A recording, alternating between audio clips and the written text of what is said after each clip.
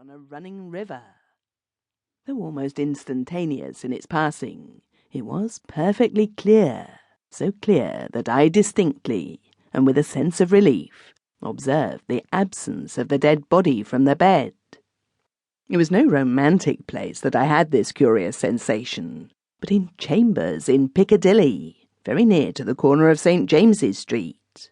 It was entirely new to me. I was in my easy-chair at the moment, and the sensation was accompanied by a peculiar shiver, which started the chair from its position. But it is to be noted that the chair ran easily on casters. I went to one of the windows. There are two in the room, and the room is on the second floor, to refresh my eyes with the moving objects down in Piccadilly. It was a bright autumn morning, and the street was sparkling and cheerful. The wind was high. As I looked out, it brought down from the park a quantity of fallen leaves, which a gust took and whirled into a spiral pillar. As the pillar fell and the leaves dispersed, I saw two men on the opposite side of the way, going from west to east. They were one behind the other. The foremost man often looked back over his shoulder. The second man followed him at a distance of some 30 paces, with his right hand menacingly raised. First, the singularity and steadiness of this threatening gesture in so public a thoroughfare attracted my attention, and next, the more remarkable circumstance that nobody heeded it. Both men threaded their way among the other passengers, with a smoothness hardly consistent even with the actions of walking on a pavement, and no single creature that I could see gave them place, touched them, or looked after them. In passing before my windows, they both stared up at me. I saw their two faces very distinctly, and I knew that I could recognize them anywhere. Not that I had consciously noticed anything very remarkable in either face, except that the man who went first had an unusually lowering appearance, and that the face of the man who followed him was the colour of impure wax. I am a bachelor, and my valet and his wife constitute my whole establishment.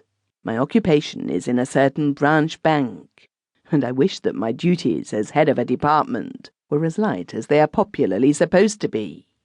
They kept me in town that autumn, when I stood in need of change. I was not ill, but I was not well.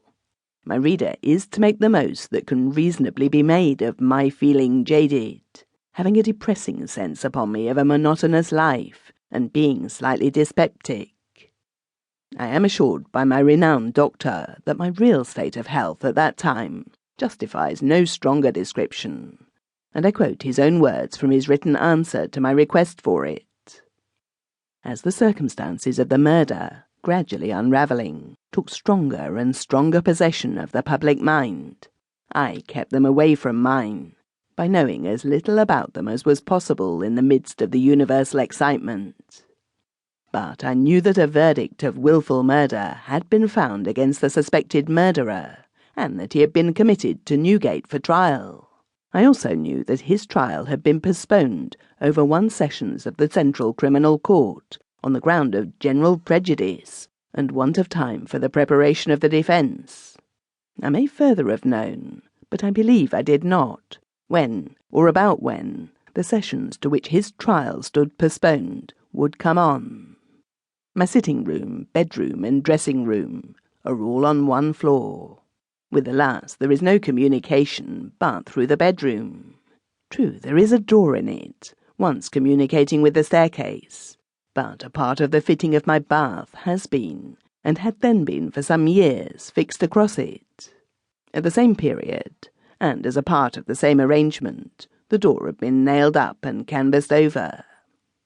I was standing in my bedroom late one night, giving some directions to my servant before he went to bed. My face was towards the only available door of communication with the dressing-room, and it was closed. My servant's back was towards that door. While I was speaking to him, I saw it open, and a man look in, who very earnestly and mysteriously beckoned to me. That man was the man who had gone second of the two along Piccadilly, and whose face was of the colour of impure wax. The figure, having beckoned, drew back.